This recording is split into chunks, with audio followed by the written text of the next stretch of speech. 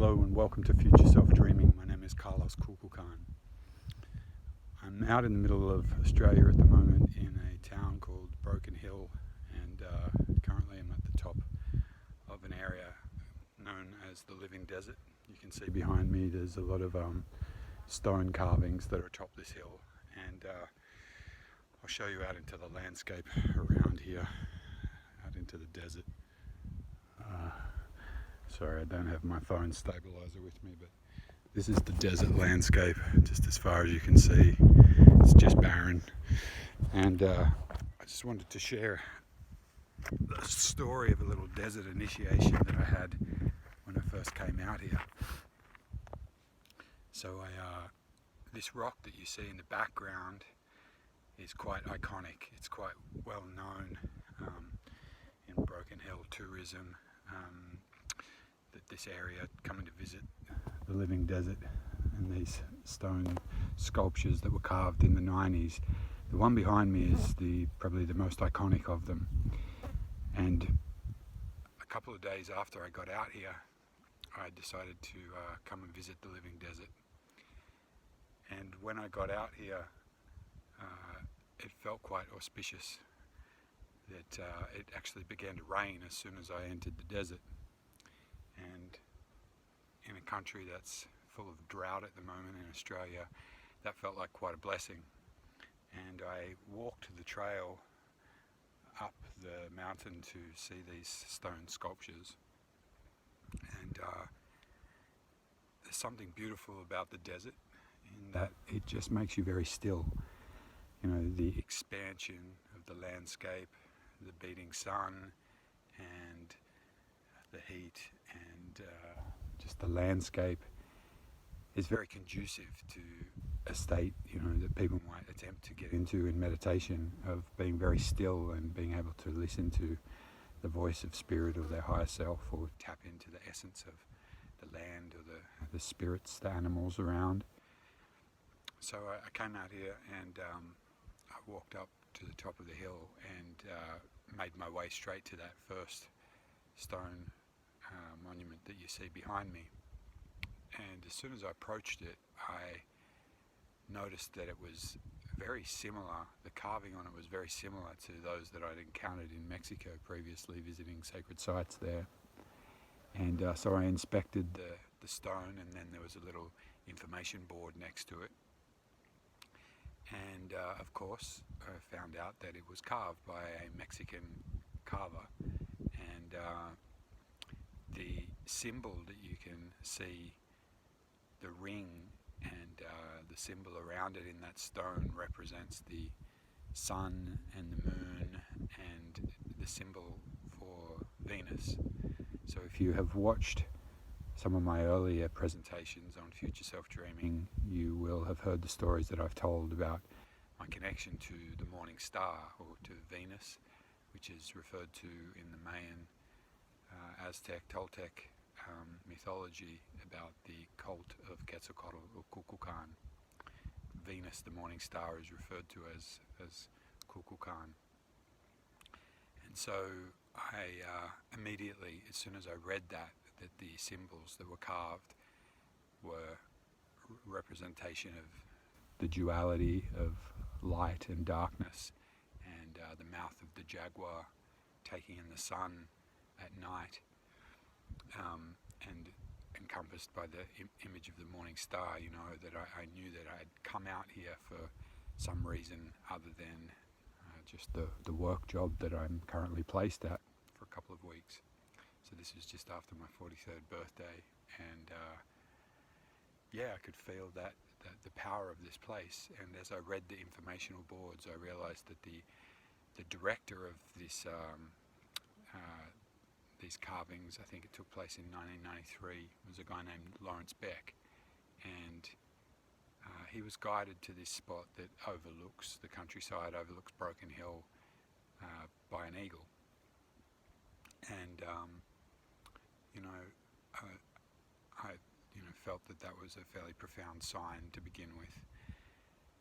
And then, so quite excitedly, I walked around looking at these different carvings and feeling my way into the work that each artist had put into them. And there was an Aboriginal carving that I was looking at, and it had reference to Fred Hollows.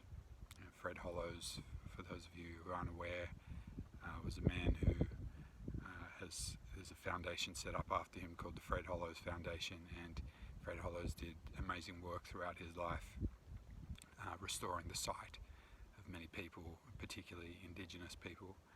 And so he's a very well-known man. And I got to the last of the stones that I hadn't inspected yet, and it was the one that's carved by Lawrence Beck, the man who created the symposium to get these carvings up on the mountain here. And I'll take you there shortly to read the sign, but he basically says in it that his work is a tribute to Fred Hollows in the afterlife, and he says that all matter is love, that this landscape is love basically, and that his carving was an extension of the strata of the land here.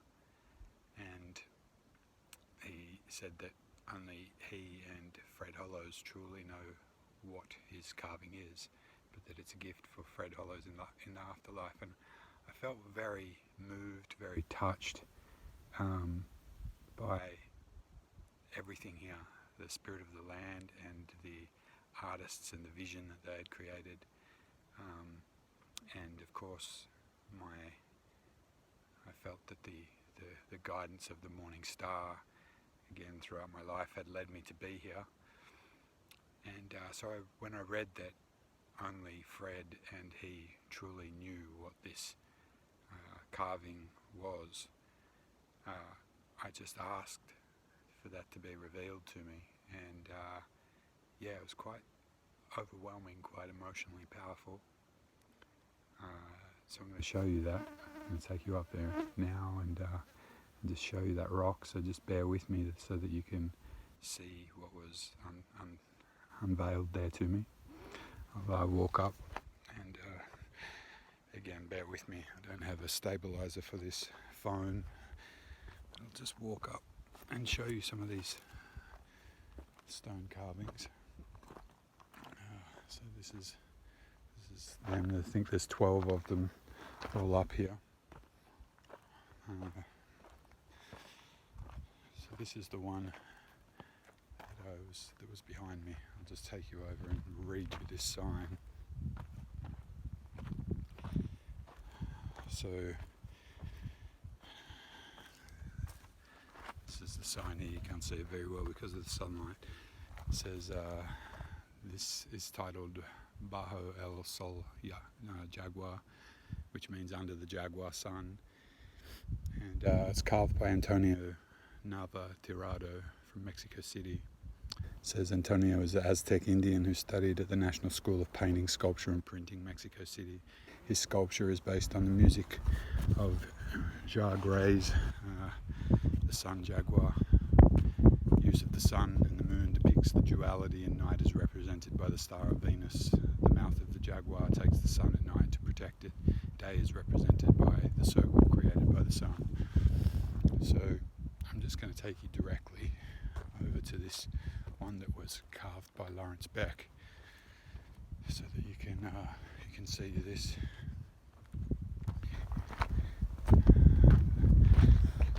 Bear with me for a moment. So this is the carving here. I'll just once again read this sign here. It says Lawrence studied sculpture in Sydney, London and Sofia. His work is featured in many galleries in both Australia and overseas. It was Lawrence's single-minded determination which led to the symposium. He describes his sculpture cryptically as, "My work is an extension of the strata of the hill. All matter is love, even hard Wilcannia sandstone. Only Fred and I truly know what the sculpture is." Well, when you look at this rock from here, and I'll take you around the side of it so that you can look at it from this angle.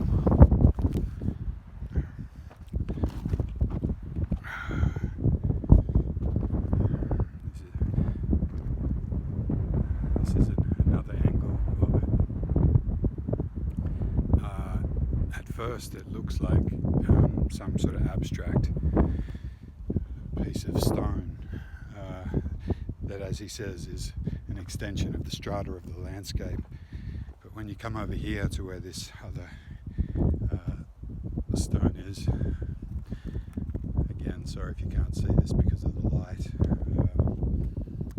but when you look at it from this angle, and again you can't see it very well because of the light here, but if you look on my Instagram page, Facebook page, where I've taken some photos of this, and you can see the etchings on it, you can clearly see that this is the head of the rainbow serpent of Aboriginal mythology that created the landscape in Australia.